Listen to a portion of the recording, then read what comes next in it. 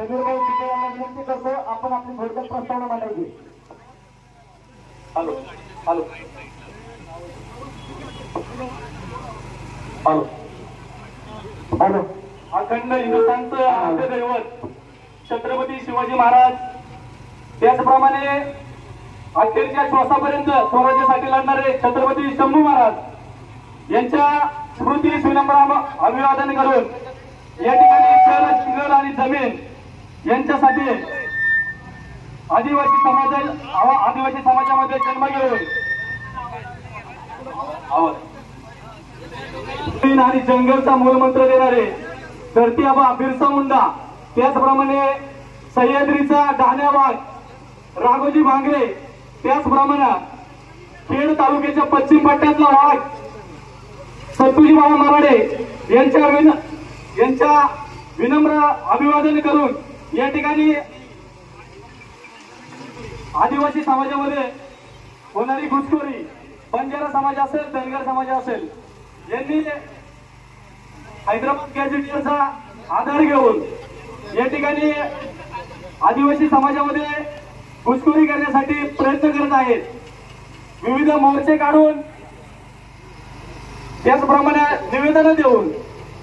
जर बंजारा समाजाला किंवा धनगर समाजाला वाटत असेल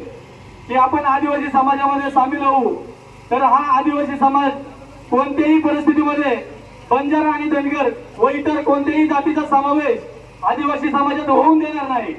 त्यासाठी या ठिकाणी सर्व तमाम आदिवासी बांधव असतील, खेड तालुका असेल, आंबेगाव तालुका असेल, त्याचप्रमाणे जुन्नर असेल, सहयोगी सर्व संघटना असतील, सर्व समाज बांधव यांच्या वतीने सर्वप्रथम आलेल्या सर्व समाज बांधवांचं या ठिकाणी स्वागत करतो आणि सर्वांचा अधिकचा वेळ न घेता या ठिकाणी ऊन खूप झालेला आहे,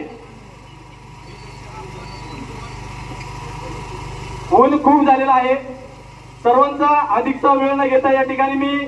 सरकारला निक्षून सांगू इच्छितो की